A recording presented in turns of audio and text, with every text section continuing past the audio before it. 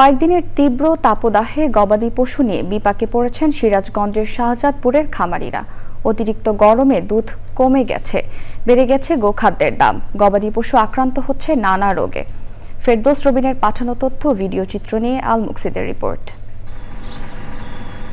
১৯৭৩ সালে সিরাজগঞ্জের শাহজাদপুরে সমবায় ভিত্তিক রাষ্ট্রায়ত্ত প্রতিষ্ঠান মিল্কভিটা একটি দুগ্ধ প্রক্রিয়াজাতকরণ কারখানা প্রতিষ্ঠিত হওয়ার পর থেকেই সিরাজগঞ্জের শাহজাদপুর, পাবনার বেড়া ও সাথিয়া অঞ্চলে গড়ে ওঠে শত শত দুগ্ধ উৎপাদন খামার।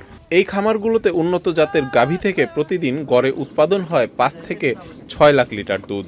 মিল্কভিটা, প্রাণ, আড়ং ও আকিস সহ বিভিন্ন প্রতিষ্ঠান প্রান্তিক খামারিদের কাছ থেকে এসব দুধ সংগ্রহ করে প্রক্রিয়াজাতকরণ করে সরবরাহ করে ঢাকাসহ দেশের বিভিন্ন জেলায়। অতিরিক্ত তাপদাহের প্রভাব পড়েছে দুগ্ধ উৎপাদনে।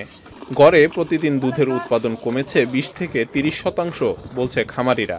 গরমের কারণে ধরেন দুধের উৎপাদন কমে গেছে, কমে যাওয়ার কারণে ধরেন তারপরে এই মিল্কভিটা দুধের দাম কমা দিয়েছে লিটারে ৫ টাকা করে।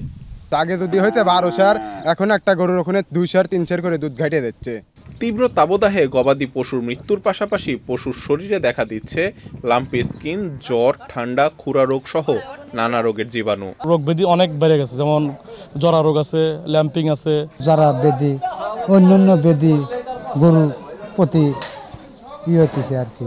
গবাদি পশুর রোগবালাই নিয়ন্ত্রণের পাশাপাশি তাপদাহ মোকাবেলায় খামারিদের পরামর্শ দিচ্ছে জেলা প্রাণী সম্পদ বিভাগ। চালের উপরে সালা দিয়ে পানি দেওয়া, এরকম বিভিন্ন সময় পানি দিয়ে ঠান্ডা রাখা, এবং এখন ওই আর খুব কাঁচা ঘাস বেশি খাওয়ানো, পানি খাওয়ানো। সিরাজগঞ্জ জেলার মধ্যে শুধু শাহজাদপুর উপজেলাতেই ছোট বড় মিলিয়ে গরুর খামার রয়েছে প্রায় ৩০,০০০।